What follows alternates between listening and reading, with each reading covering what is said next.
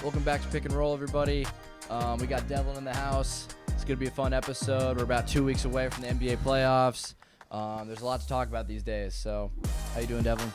Doing fantastic. Ready to talk ball. Ready for some more hot takes and for some more haters on the internet. Like the brain. Yes, sir. Yes, sir. We're going to get into what we normally do. We're going to start off with the power rankings. Second to last power rankings? Second to last. Second to last power rankings of the regular season. Before we get into that, we're going to be talking about the MVP race, Giannis's value now, NBA expansion, is it good, bad, weird stuff that's happened this season, scariest playoff team, and a little SGA talk, followed by a new segment that we're introducing. So, yeah, let's get into these power rankings. Devlin, you can start us off. Let's bring it today. It's your top five. So at 5, I still have the Pistons. They've been on still a solid win streak. They barely lost to the Thunder this week without Cade Cunningham. And, I mean, I think they're solid. I think the East is a toss-up between Boston and the Pistons right now. So those, and then next coming in is the Celtics. JT finally getting healthy, getting ready. I mean, I told you I'm crazy on Missoula. And I do like Jaylen Brown, too. He wasn't on my All-NBA first team last week, but he's having a great season. And then I got my Nuggets coming in. They're on a 7-game winning streak. They're just looking hot right now. They're putting everything together in the best part of the season, right towards the end, and are on a homestand and have a pretty easy schedule to possibly float into that 3rd seed, which I think would be huge for their playoff position. Second, I have the Spurs, obviously. They're just a very, very deep, fast, young, talented, defensive-minded team that play really hard for their coach, and I think that's such a dangerous team coming into the playoffs. Then, of course, top seed, Thunder. I think the Thunder have been probably the top team in the NBA for almost the last 2 years, which is pretty crazy. I mean, yeah. And I think you got to give credit to the Thunder for riding out the injuries like they have, and are still just a consensus number 1 team. I think when we watched the LA game last week, or what was it, 2 days ago? Yesterday? Yeah. 2 days ago? 2 days ago, yeah. Oh God, they ran over the Lakers, man, and it just shows that there's levels, there's tiers to the NBA, especially in the offensive craziness today. So Thunder are my clear number 1, and they're definitely one of the top tiers. I think those last 4 teams you named, the Celtics, Spurs, Thunder, Nuggets, I don't think there's any right or wrong order with those 4, as long as you got them in your power rankings. Right. And the Pistons, one thing I want to say about the Pistons, they've been so resilient without Cade. It looks like they're going to keep the 1 seed. You got to keep them. Fall.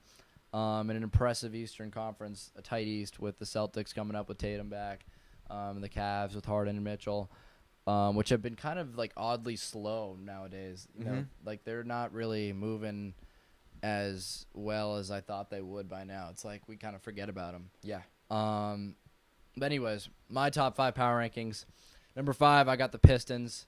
Got to have them on. They've retained the 1 seed, still winning without Cade, and it looks like he'll be back maybe in a week or 2, just in time for the playoffs. So you love to see it for Detroit. Number 4, I got the Denver Nuggets. They're on a 7-game win streak. As of this recording, they play the Spurs in about an hour this Saturday. So that'll be an interesting game for sure. I still think the Nuggets can beat anybody in the playoffs. I do not want to play the Nuggets in the playoffs. I don't think anybody does. They were my favorites to win it all going into the season, and they haven't proved me that they still can't. Number 3, I got the Thunder. They're on a big win streak as well. They've been pretty dominant all season long, pretty much leading the league at the 1 seed all year. SGA is still dominant. They're so deep, and I hope it's not to a fault, because you see a lot of guys getting tight minutes off the bench.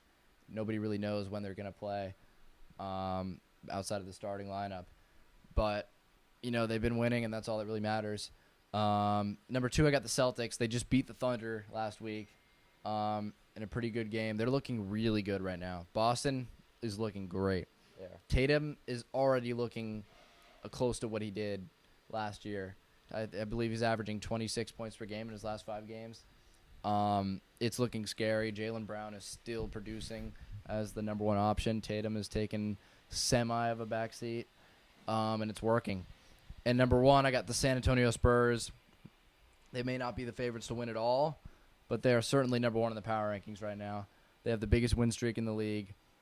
they're just looking dominant. Wemby's been healthy playing, and he comes in short bursts. Like he'll play like 22 minutes a game some nights. And he's been on a minutes restriction all season. Mm-hmm. It'll be the loudest 22 minutes you've ever seen. Right. And his defensive impact is just insane. Yeah. Honestly, like, I know he's a little young, but he legitimately has an MVP case. Like, if someone said Wemby MVP, I wouldn't immediately shut him down. Yeah. I would, like, you can actually talk about it now. Right. Which is scary considering he's in his third year in the league. Right. So that's my power rankings. It's fluid, as power rankings are. It is fluid. I think OKC at 3 is kind of crazy to me, just with how dominant they've been, and like I just think resilience through injuries. I can't put them over the Celtics though because they beat them. Yeah. I mean, the Spurs have owned them all year long. Owned is a strong Every statement. healthy matchup between the two, the Spurs have won. Healthy in the NBA Cup, they didn't have Hardenstein and Cody Williams, so I don't know.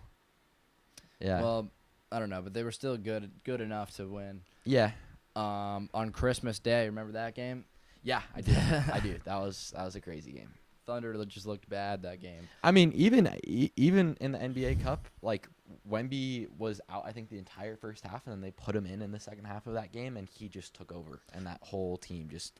What's crazy to me is that the Spurs seem to be the only team outside of maybe Boston that makes OKC look uncomfortable. Like, usually they come into games ready to dominate and kill you. But versus Boston and San Antonio, they look almost like surprised. Like they don't really know what to do. Yeah. And their offense all just falls apart, and their defense just doesn't stand out to you as much as it does against other teams. So there certainly is levels to this. What do you think that's like that state of uncomfortable looks like for Oklahoma City going into the playoffs? They're just like, oh shit, our formula doesn't work on these guys. Which is physicality. The physical defense, clogging up the paint, and then just easy offensive buckets by SGA drives, kicks, or a nice pick and roll or something like that. Deep threes. Yeah, and just kicking out to one of the role players off the bench like McCain or Joe, the Celtics and the Spurs really take away what the Thunder do best. I'm not sure how they're doing it. Probably Wemby has something to do with it.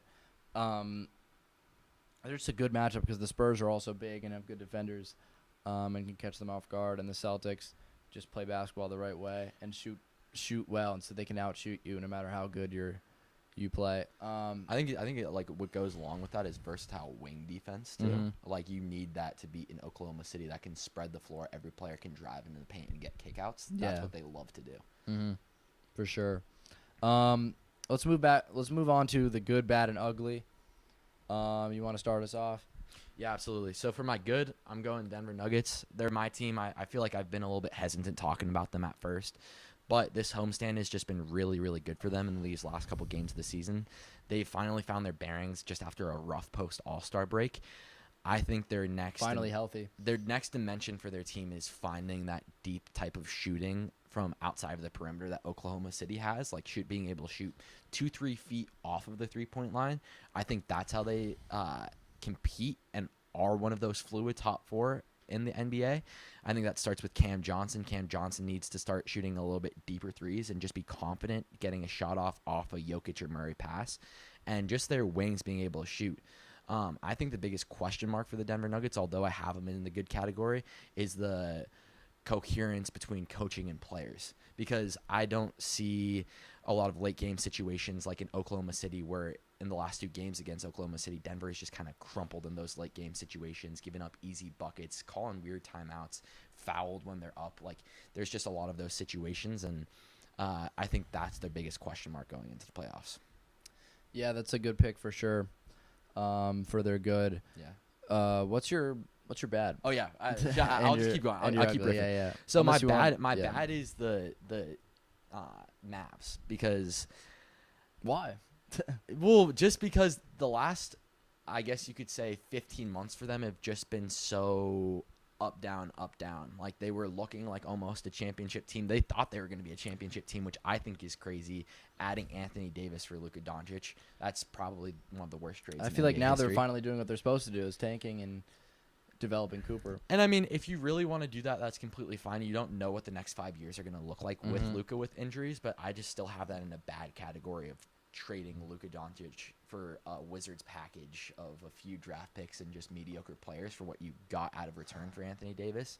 Obviously, if Cooper Flag's a part of that proposed package in the back lines and the back rooms of the NBA, you know, like, then that's more of a fair trade on paper. And that's why I have them in the bad category, is because Cooper is just like been balling. Only teenager to drop 50 points in an NBA game, and he just turned 19. He's not turning 20 until like next year. So he's just been such a highlight of this. And then, but just their roster construction is so interesting, where like their second option for most of the year has been kind of a fluid between Najee Marshall and like Norman Powell, or not Norman Powell, whatever Powell's on their team. Klay Thompson, yeah, it's been Cooper's been the clear number one playing point forward, and then their team's just been questionable.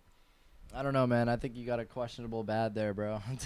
What do you mean? How come? Because you're talking about, you're knocking them for a trade that happened over a year ago, and good, bad, and ugly is kind of like presently like last week. Yeah, I mean, last week or so. I feel they're 20 games under 500 and getting blown out. Good. That's what they want to be. They can get a good draft pick that way. And I wouldn't say that's good for what they're trying to do. And if you fire your GM in 8 games into the season, that's not good. Mark Cuban's doubting selling the team. That's not good. When your ownership and GM level is uncertain in the future, you don't know what they could do. They could They could draft another really questionable player that puts Cooper in a compromised position. Fair enough. I'm not even going to put it out, but if one of their key marquee players gets injured again, then you're back set another 2 years. It does. Yeah. It doesn't look like they tanked because they didn't look like tanking was the plan originally. And so when you've thought about when you came into the season thinking you were going to compete for a championship and then turn around and start tanking, your assets are a little scrambled. And that's why I have them in the bad category and not the ugly. They're not ugly solely because of Cooper Flag, but especially even with the coaching with Jason Kidd. I know he's gotten a lot of praise. He took them to the finals 2 years ago, but I don't think he's that top level of coaching, and even I don't think what you need to build out a roster centered around Cooper Flag. Cooper Flag is their diamond in a rough for sure, but other than that, it's rough. And why I'm bringing up the trade is because you still see the ripple effects. You have a half like above 35-year-old super team of like Klay Thompson, Kyrie, what was Anthony Davis, all these players, and then you have like a drop off, and that's the Cooper Flag. They can build up a lot in this draft, but still a lot of question marks around that organization. And then lastly, for my ugly, I've just got the Utah Jazz. The Nuggets played them twice last week, and they are just in such a questionable position where even their young players aren't guaranteed to be there next season. There's like, it's kind of a tryout period of like who's bought in and ready to play under this roster, because they've had question marks even about like effort going into this season. So I think they're in a position to maybe get AJ Dabonza. Am I saying that right? Dabonza? Yeah, Dabonza. Yeah.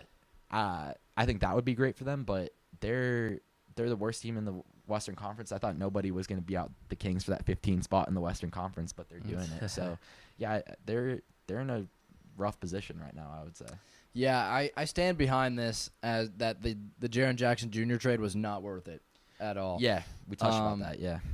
Way overpriced for a guy who doesn't rebound. Yeah. Being 6'11". Yeah. And what's the rush? I will continue to ask that question. What's the rush for the Jazz to be a competing team? Yeah. Like Keontae George is finally stepping into his potential. Lauri Markkanen, he's been injured, and you just drafted Collier a couple years ago, Filipowski. Like, I feel like this team's still developing, and I don't think you make a trade like this unless it's a guy that you can't refuse, unless this is like a Luka Doncic, like, okay, we have to compete, Jaren Jackson just doesn't move the needle enough for this to be worth giving so much assets and halting the tank, And he doesn't rebound. Mm-hmm. He doesn't rebound. And they just drafted Ace Bailey, who looks really good too. Yeah. But Ace you know what? solid. What I will say is, considering they're tanking this year and that's a lock, you get to pile another asset in this draft if you draft well.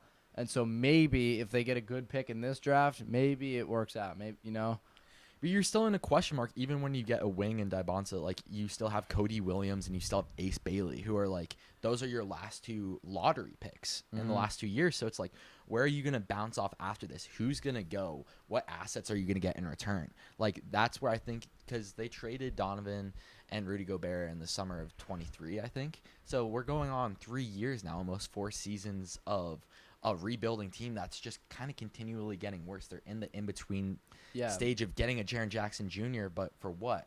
To swallow a cap hit? Are we looking to keep rebuilding for the next 2-3 years? I don't see these guys getting much better anytime soon, you know? Right. And so I don't think they're ready to compete. You know, and Jaren Jackson, I feel like, is only going to get worse from here. I don't think he has I think he might have hit close to his ceiling already. Yeah, he's not even playing the season. He's injured. Yeah. He's out for the rest of the season. Yeah. But that could be a good thing, like I just said. Yeah. With the draft and all that. So you're good. My good is the Atlanta Hawks, everybody. Oh, my gosh. Wow. All of a sudden, you look up, the Hawks have snuck Atlanta into the 5th seed. And the schedule, the schedule kind of. That ain't even home court, Sean, bro. That ain't even home court in the playoffs. But that's no play-in. The play-in streak not is good. Over. That's not good. The play-in days are over, everybody. The Hawks are headed to the playoffs. You love to fucking see it. Oh, my goodness. Jalen Johnson has stepped in as the head of the franchise. Nikhil Alexander-Walker. Have you been paying attention to that, man? Yeah, he's good. What about Cum Balling Bucket? Out right now. Cum Bucket? Hey, just give him time. Give him time. He's a long-term project. Really, bro? He's 26. He's a long-term project. I think 26. he's a head case, bro. Wow, is he already 26? It's not around there, bro. Ballpark. The Hawks looking promising. We could definitely, they could definitely upset or not upset, but give you a hard time. Like, I don't think I'm excited to play the Hawks in the first round. I think they could beat the Cavs. Yeah, especially a Cavs. questionable team like Cleveland. Like, I don't. That could be a lot more trouble than you want. In a first round playoff series. Do they beat the Celtics or Pistons? No, absolutely not. But no. That's not good though. If you're Pistons, if you're not Pistons top 3 in your conference, you're not good, John. Yeah. But they could definitely give people some problems. Yeah. Love to the home team. I like it. And you know, the schedule might have helped us out a little bit. You know, it's been pretty easy over the last like 20 games or so. But hey, I'll take it. Free playoff run. Yeah. Hawks are the 5th seed. I couldn't be happier. The Orlando Magic. This team has stunk all year long. They've looked so weird to me, and I don't know why.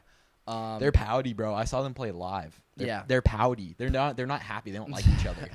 And Paulo's just been really weird this year. I don't know what's going on with him. It seems like a mentality thing. Like, he just dropped 10 points last night, and he doesn't take a lot of shots some nights either. Like, we'll see 5 to 9 shots some nights when he should be taking 20. What is his body language like to you when you see a guy like Paulo play? You know, to be honest, I haven't watched a ton of Magic games this year, but his body language is kind of a little immature to me. He kind of just looks like a guy who's just out there trying to get buckets and thinks he's the man, even though he's got a lot more to prove. And he's kind of like a jag. He's just a jag. Yeah. I just don't really I don't understand what's going on with the Magic. I know that's a great bad. I'll give him the benefit of the doubt though. Franz Wagner's been out pretty much the entire season. He just came back on a minutes restriction, so that's a little funky. You know, guys in and out of the lineup. I think Paulo missed some time. Jalen Suggs always misses time every year. Yeah. And they just got Desmond Bane, so they haven't really had a good read on themselves with the new chemistry, and so I'll give them that. Dude, they're in desperate need of some happy-go-lucky guys. Yeah, they need some positive reinforcements that aren't going to pout expecting to get shots. Like, you think Desmond Bane's that glue guy? No. And I've heard rumors about Paulo arguing with Jamal Mosley, so it looks like he might be out the door soon. Yeah. And also, did you see they gave up a 31-0 run last week? Yeah, I forgot which team it was. I mean, well, the whole I think it was a bad team. Yeah. It was a bad team they gave that to. Their Lakers, they were up too, and they choked. Yeah, it's just not. I mean, we got lucky with the calls, but like. Nah, but Luka still hit that shot, bro. You know how many calls were reviewed in the fourth quarter? Yeah. So I just the Magic are just smelly, just really smelly right now. Yeah. I like it. The ugly. This one pains me. Just when I thought things were looking up, the Lakers. Just when we were getting getting just when LeBron, Luka, Austin Reeves, that whole experiment was finally looking good and finally figured out. They play the Thunder Thursday night, and losing to the Thunder is one thing. It's like, okay, yeah, we're not beating them in the playoffs. That's already depressing in itself. Yeah. And then Luka Doncic stays in the game when they're down 30 and has a grade 2 hamstring strain and will miss the remainder of the regular season at least. And so the season really just ended in like two ways. It told me that the Lakers are not as good as I thought they were, and that they're not going to win in the playoffs against a serious team like the Thunder. And now there's not even a chance because Luka's out. So it's just sad. It's just thunderstorms over here, boys. Thunderstorms. Dude, in Game 7 last year, all my homies came for the game. My brother, we watched the playoffs all year. At halftime, when we were playing outside in basketball, there was thunderstorms in Colorado. We were like, this ain't a good omen. This ain't good. It's bad, dude. Yeah, shout out Nelson Trio. I want to talk MVP race because we're at that time of the year where it's time to start seriously picking your MVP. Yeah. So, the 65 game rules caused some difficulties. Cade Cunningham is now out of the race. Mm-hmm. Luka Doncic will be out of the race. I know he and his agent are talking with the NBA to see if they can give him an exception for the injury, is what I heard. Jokic has one more game to miss. So who are you looking at right now as who's your leading MVP candidate if you had a vote? Well, I just saw in the latest NBA, like NBA.com standings for the MVP ladder, it's Wemby. Wemby rounded out SGA. Yeah. So that's what they're saying right now. Obviously, there's 2 weeks left in the season. Shea's just having an extremely elite scoring season. I think he even took a step up from last season. It's very reminiscent of seeing like 2014-15 Curry and then seeing 2015-16 Curry, the Curry that hit the 30-foot shot against the Thunder just to send him home in OT. And the Warriors went on a 73-win season that year. He was just an absolute unanimous MVP that year. He's like mid-range Curry. And I mean, kind of. He's like mid-range, like Kobe. He's not even that level. He's not Kobe. Efficient. He's very efficient. He's not Kobe, but he's really, really good. And like seeing him just like have those MVP moments, like as much as it pained me against the Nuggets, like seeing him hit those threes in OT, like no one could really guard him. So I think that with the best record in the NBA, while also having injuries to his two best players and like supporting cast, and then Hardenstein all over the board, there's injuries. So yeah, it's probably SGA for me. This is one of the tightest MVP races we've seen in recent years. What I will say though is I'm curious, what makes Wemby stand out to you among everybody else? Because you see this tight MVP race. You see Jokic is out there still eligible. Jaylen Brown has taken the Celtics to contention in the East when they weren't expected to. And now and SGA has gotten even better, like you just said. So what makes why Wemby? Well, you look at a guy like Wemby and look at his stats, and he's only averaging 24 and 11.5 rebounds per game right now. But I don't know how many minutes. I think that. Do you know his minute restriction officially? I think it's about. I don't know if it's a restriction anymore, but they've been playing him fairly low. I think we can look. So he's averaging 29 minutes per game, and that's a significant drop off from everyone else on the MVP list when you look at Luka, Jokic, or SGA. And then per 48, he's averaging well above 30 points per game. And when you see him in the game, it's just ridiculous. Like, it looks like he's playing mini hoop. Like the stretches he does, the passion he has for the game, his defensive like fluidity of how he can guard around the perimeter and then keep up with even smaller guys. And then if he's in the paint and you're right at the layup, like about to take a layup, and he's even in the paint, like it could be a block shot just based off of his wingspan and defensive ferocity, I guess you could say. Yeah, the defense really makes him valuable. I feel like he changes the game. Like I was saying, one of the last episode, that normally I write young teams off, but when there's a 7'6" defensive monster who can also play offense, and it's about that too. When his sheer presence impacts games, like this changes everything. Yeah. So that's why I'm giving the Spurs a legit chance to win. at such a young age. And so, yeah, I it's to the point now where you can entertain Wemby MVP talks. Before, it used to be like, no, he's too young. But now it's like, okay, you know what? Let me think about this. It's a better look for the NBA, too. You can throw it out there now. Yeah. Personally, as long as Jokic is eligible, he's the most valuable player in my mind. The way he just he is the Nuggets. Yeah, and completely.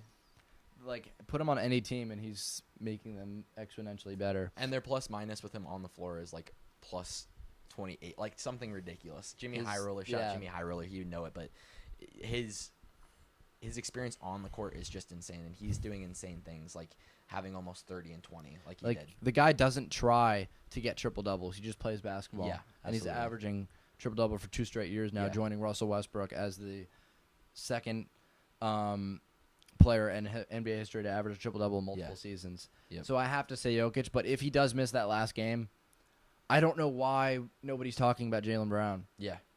Like, he deserves this, man. He plays both ends of the floor. He's averaged 30 points per game and taken the Celtics, who no one expected to even touch the 1 or 2 seed. And people were saying this is going to be a throwaway year without Tatum. And he is the reason Tatum even came back, to be honest. Mm-hmm. You look at him, and if the Celtics weren't in a good position enough to contend, maybe they're like, all right, Tatum, you just rest the rest of the year. We'll have you back next season. We don't want to risk anything. But they were like, but Jaylen Brown made this team continue to be a threat in the Eastern Conference and the league. And so that gave Tatum, like, I need to come back. We have a chance this year. Yeah. You know? Yep. So, like, why, like, what kind of player can do that in the NBA? We haven't seen someone do that in so long. Elevate a team that much individually, besides maybe Jokic. And so my question to everybody out there is, why is Jaylen Brown not in your MVP conversations? I mean, I think it's partially brand too, dude. Like, I think a lot of it is how the NBA is considered from outsiders and as a brand and moving forward. And I think in SGA, Jokic, Wemby, I mean, even though Jokic is very anti-media and anti-performative, I guess you could say, and SGA, he puts on some decent outfits sometimes. I think his outfits are trash, but he has a good appearance for the league. But I think the media and the external sources around the NBA that's focusing on the NBA as a brand really want Wemby, just because he's that young third-year player, international player, can expand the game. And there's never been anyone like him. There's never been a 7'6" versatile, like, just alien. Like, he's an alien, man. He's ridiculous. So, The reason I still can't quite say Wemby yet is because he could be a little bit more assertive at times, in my opinion. I still am not 100% sure I trust him with the ball in the last 2 minutes for, like, a clutch shot. I know he had a game winner recently, but I still feel like there's some growing to do for him. Yes, the defense is untouchable. Yes, his offensive impact is real. His impact on both ends of the floor is crazy, and this guy completely alters basketball games. But I still would rather have, like, Jokic in clutch time, or Jaylen Brown or Shea. You know? Yeah, but those dudes have all been in the NBA. I trust these guys to win me a championship right now. For sure, and they've all won championships. I think that's the difference. I think we need to also look at Wemby and give him grace that he's never been in a playoff series before.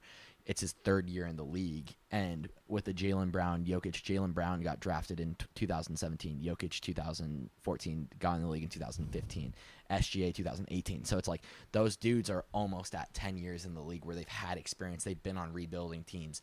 They've figured out their roles. They've grown and developed. And then when you look at a Wemby, an alien, the absolute just like unanimous force that is Wemby, it's completely different than anything else we've seen in the league. And if you're the NBA, that's where Bam just scored 83 points, you know what I'm saying, where there's expansion, there's question marks here and there. What's the brand of the NBA? Do they play defense? Ratings are going down. You need a Wemby type of face of the league to be interesting, man. All I'm saying is, let's just not rush this. Let's just not rush the Wemby MVP talks, Wemby best player in the league talks. I agree. Okay, I'm saying the media is doing that. Yeah. And the media is going. But he's your MVP though. Yeah. Well, like, would you rather see Shea be the MVP again? Like, No, that's boring. I man. think Jokic or JB. That's boring. I think it's Jokic or Jaylen Brown. I mean, I want Jokic too. Jokic is by far my number one. I think he had slightly better stats, like a rebound and half an assist more last season. He's still averaging a 30-point triple-double, which is absurd. Like that's considered normal. It looks normal, but it's not normal. But at he's all. just one of the guys that Wemby doesn't fully take out of games. You Oh, know, no, like absolutely. He still gets his against a guy like Wemby. Well, yeah, no, completely. No, and I think he has a legitimate case too. I'm just saying, like, because he lost a considerable amount of games in December, like he's right at that limit. Ever since he was like a number one on the NBA ladders before that, and now he's taken off. So it's like, it's more of a question mark, is all I'm saying. It's just why are you ignoring Jaylen Brown? Why is everyone ignoring Jaylen Brown? What makes you say no to him? Because he's just nah. I mean, I think what you could say is like he's a second option, but he hasn't been this year, and he has been dominant. He's been a really good two-way player. I think what you could say is he does have a. I mean, everybody in the MVP race does have a legitimate second option. I think it's safe to say he's the one over Tatum this year. I think before Jaylen Brown MVP, I would say Joe Mazzulla, Coach of the Year last 3 years. That is a fair point. That's like a fair point. that is the formulation of everything. Like, he's a psycho. He does jujitsu in the morning. He gets guys fired up. He would have the dudes fight if they could. He likes when Tingus Pingus gets blood on his nose or whatever, like he did last season. And he's just that formulation. He's that glue. And Jaylen Brown is their best player. So yeah, but at the same time, Celtics are still a 2 seed in the East, and like would be at that 2-3 spot if they were in the West. Easy. Like, when's the last MVP we've seen out of the East? Was it Giannis? Yeah, I think so. I think Giannis? or Embiid. Embiid 22-23, and that should have been Jokic's again. Jokic should have like 5 by arguably. now. I don't know. Prime Embiid is close with Jokic. Yeah, but he didn't win an MVP and Finals MVP that year, so you know. Fair enough. Yeah. What do you think? Who's the scariest playoff team this year? That right now that you what team do you not want to play the most if your favorite team's in the finals or something? It's a war, and although I didn't have them in the top 5, I think the Timberwolves are one of those top 4 teams in the West where it can really be a dogfight depending on seeding between the Wolves, Nuggets, Spurs, and OKC. So I think it's going to be a war, and it's going to be really interesting. I think we're going to get a couple of 7-game series, just toss-ups with calls or injuries or overtime games or physicality. Like, it's going to be one of those really tight by the inch of a nail playoff series, I think. I think the T-Wolves could present problems to the Spurs. I think the Spurs could present problems to OKC. It's OKC very matchup oriented. Yeah, it's very like 1 + 1 does not equal 2. So I really think it depends too. If it's OKC 1, San Antonio 2, Denver 3, I think today's going to play a lot of what that playoff series is going to look like. But that's going to be huge for both of those two teams that doesn't have to play San Antonio or rather OKC until the Western Conference Finals, because I think that's a big question mark for OKC too. What we've seen from Boston last year and Denver the year before is that playoff teams that have won a championship the year before get really fatigued and injuries start coming in, and the physicality of a playoff series really harkens on them. So I think that's a big question mark for OKC coming in too. So I think my two biggest if I were to do my biggest scary, I'm going Denver, baby. I'm going to AG P-Watt lineup where you can throw in Bruce Brown for defense if you want. Throw in you can throw in anyone you really want. Yeah, all around the board, and then you have Jokic and Murray as the two heads of the dragon. So I like them. I still think it's Nuggets. Yeah. Like, they're the team I want to play the least. Jokic and Murray are just crazy dominant, and both of them are really clutch and can hit you in the face with a dagger shot. And the Nuggets are deep, and they're finally healthy. Murray's had the best year of his career exactly. by far. When he's playing like playoff Murray before the playoffs, it's just bad. Like and the Nuggets are a very resilient team. Is what I've seen last year and this year. They don't give up. They'll be down 20 and still and 30, whatever, and they could still come back. You know, the game really with the Nuggets, it really is not over until the clock stops. Yeah. Like, they will keep fighting to the very last second, you know? And that's what makes them so scary. You see other teams kind of just like, all right, it's over, but they don't. They're always keep pushing full throttle. They're very they're always in control. You never see their body language act up, or they're always remain poised and ready to win games. I think OKC doesn't want to see them too because they had to have a Lou Dort mess up Jokic and try to get his head out of the game with tripping him, and they've called dirty plays like that. There's that energy of both teams know it's a toss up and it's a game of possessions and very thin margins of winning or losing those games.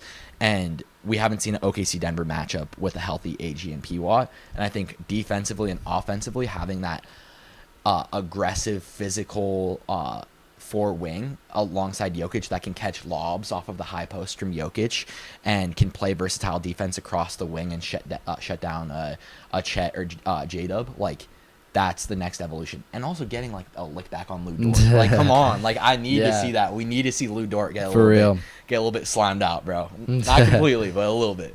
Yeah. So I think we both agreed Nuggets are the scariest playoff team right now. Yep.